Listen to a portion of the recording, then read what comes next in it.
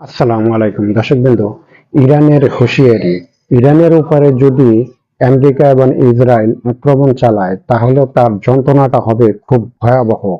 এমন ভয়াবহ একটা যন্ত্রণা হবে যা আমেরিকা এবং ইসরায়েল কেউই হয়তো এই জিনিসটা মানে অনুমান করতেও পারছে না যে কি ধরনের যন্ত্রণাদায়ক একটা হামলা হতে পারে ইসরায়েলের উপরে এবং আমেরিকান নৌবহরের উপরে।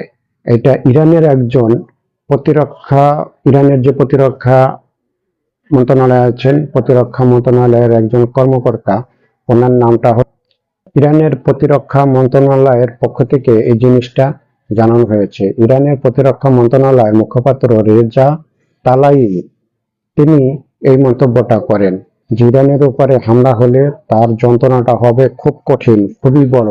ইরান আসলে ভিতরে ভিতরে কি ধরনের অস্ত্রপাতি মেশিন টেশিন আসলে বানাইছে সেটা আসলে ইরান ছাড়া এই বিষয়টা হয়তো কেউ বলতে পারবে না। কারণ এখানে ইরানও ছাড় দিচ্ছে না, এখানে আমেরিকাও ছাড় দিচ্ছে না। হয়তো ইসরায়েল বা আমেরিকা এই দুটো দেশ ইরানকে দেখতে চাচ্ছে যে আসলে তোমরা কি ধরনের মেশিনারিজ বা অস্ত্রপাতি বানাই ফেলাইছো। এটা দেখার জন্য, তাদের শক্তিটা যাচাই করার জন্য আমার মনে হয় যে আমেরিকা হয়তো তাদের সাথে একটু মানে লড়তে চাচ্ছে।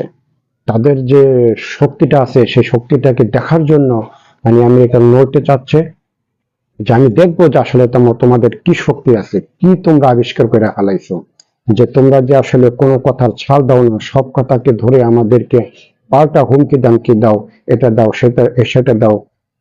আমার মনে হয় যে আমেরিকা সেটা যাচাই করার জন্য তারা ইসরায়েলের সাথে একত্রিত হইয়া ইরানের উপরে হয়তো এই আক্রমণটা তারা চালাতে যাচ্ছে। ধন্যবাদ দর্শকবৃন্দ, ভালো থাকবেন, সুস্থ থাকবেন। আসসালামু আলাইকুম।